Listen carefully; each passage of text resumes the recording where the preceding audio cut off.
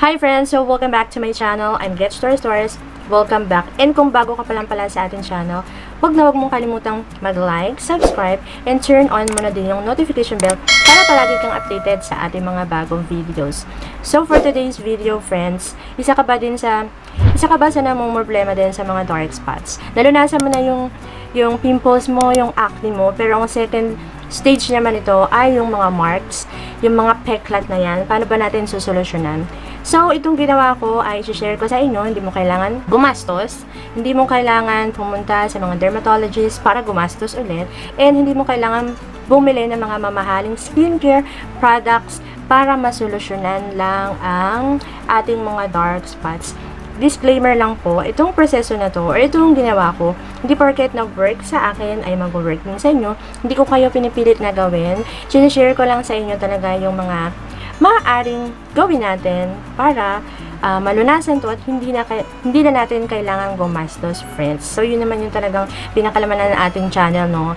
Yung pwede ka magpaganda, pwede ka magsolusyon ng mga problema natin sa mukha or sa katawan na hindi mo kailangan gumastos. Pumunta ka lang dyan sa bakuran mo, sa kusina mo, makikita mo na ang solusyon. So, without further ado, without keme-keme ado, friends, let's get started.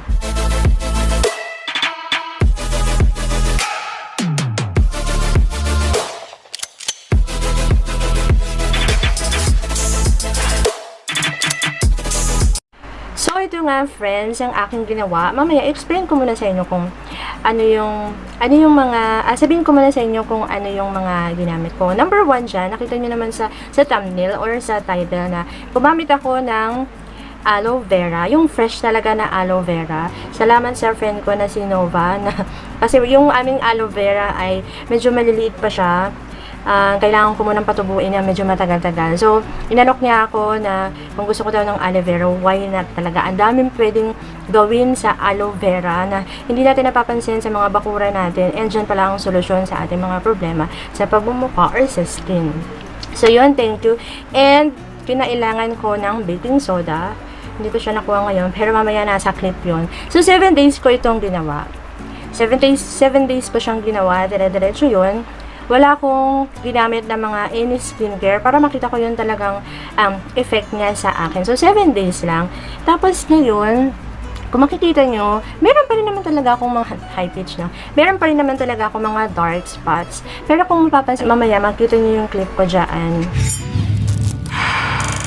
Applying aloe vera gel to your face regularly will help to diminish the lines and wrinkles associated with aging and loss of elasticity in the skin, and nakaka-avoid din siya ng mga acne, and number 1, nakakatanggal siya ng mga dark spots nga, tapos ng mga pimples, acne, ayan, and nakakabata siya, friends. And yung baking soda naman has antibacterial properties. So kung meron kayong mga acne dyan na medyo may mga nana na, ay matatanggal niya yun. Mabilis siyang matutuyo, tapos ma-avoid din natin siya. Basta regularly lang natin siyang gagamitin, which make it a great cleanser for your skin. It is an excellent remedy for pimples, blackheads, and acne, and is a mild exfoliant that helps remove dead skin and cleanse your pores. So ito lang, no, dalawa lang kailangan natin gawin para, ayan, malunasan natin ang mga, wala akong nilagay na foundation or, ang tawag dito, medyo namumula-mula. Wala akong nilagay na blush on. Medyo, wow, mistisa, namumula. Ayan, ito talaga yung problema ko. Ang tagal nitong mawala. Pero kung mapapansin nyo, mamaya, dun sa clip na ipa-play ko, ay, unti-unti na siyang naglalaho. So, friends, unahan ko na kayo, ha. Itong process na to ay it takes time. Kung nagmamadali ka, hindi para sa'yo itong proseso na to. Hindi para sa'yo itong DIY skincare na to or remedy. Kailangan mo dito talagang magtiyaga, magsipag, and huwag kang maiinip, friends. So, itong process na to, yung baking soda, kailangan patatagalin mo lang siya ng 3 to 5 minutes. Huwag ka nang mag-e-exceed doon. Kasi, sometimes, ako nung merong days ako na after kong gumamit, medyo namumula-mula siya. Kasi ang baking soda ay medyo matapang siya, friends. Matapang siya, pero marami talaga siyang nalulunasan, friends. Alam niyo yan.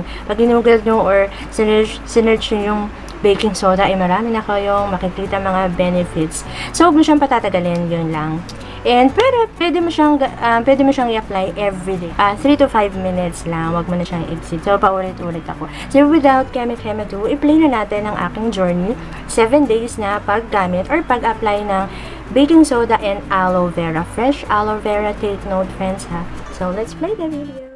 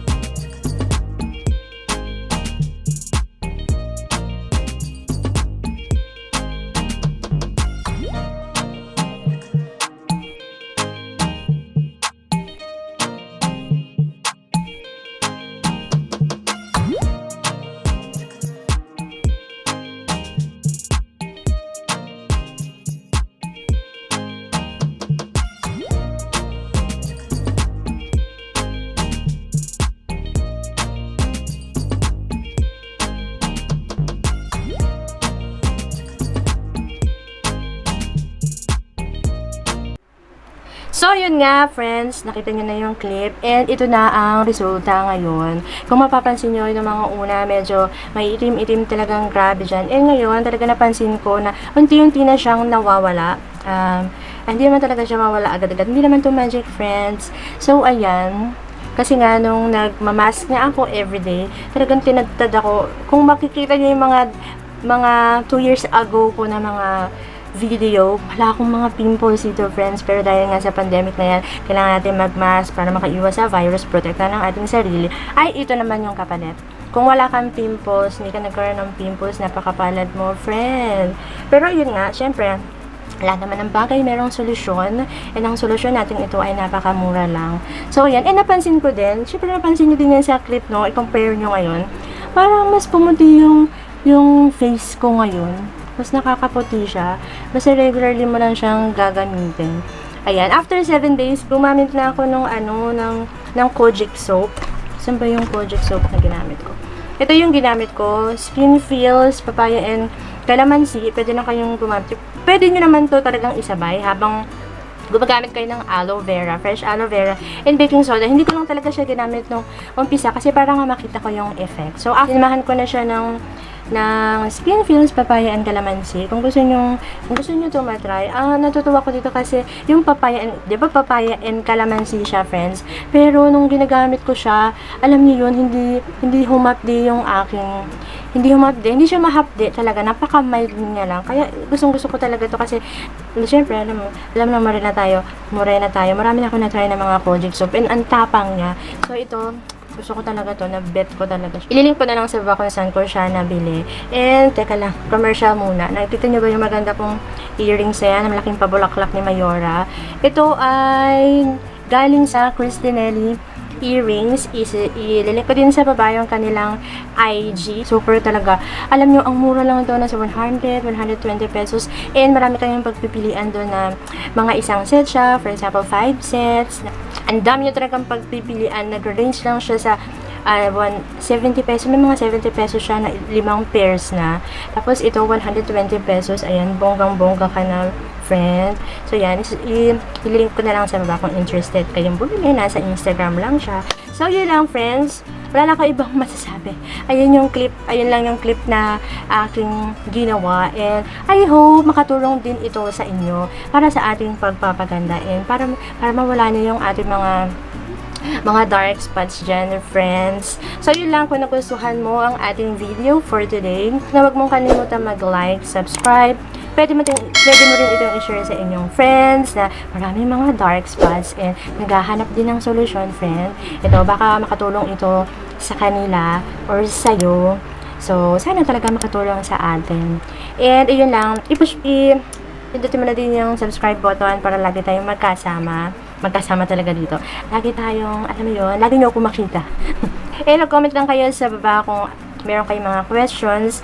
Meron din akong Facebook page, nandyan din yan sa baba, Hairstyle Vlogs.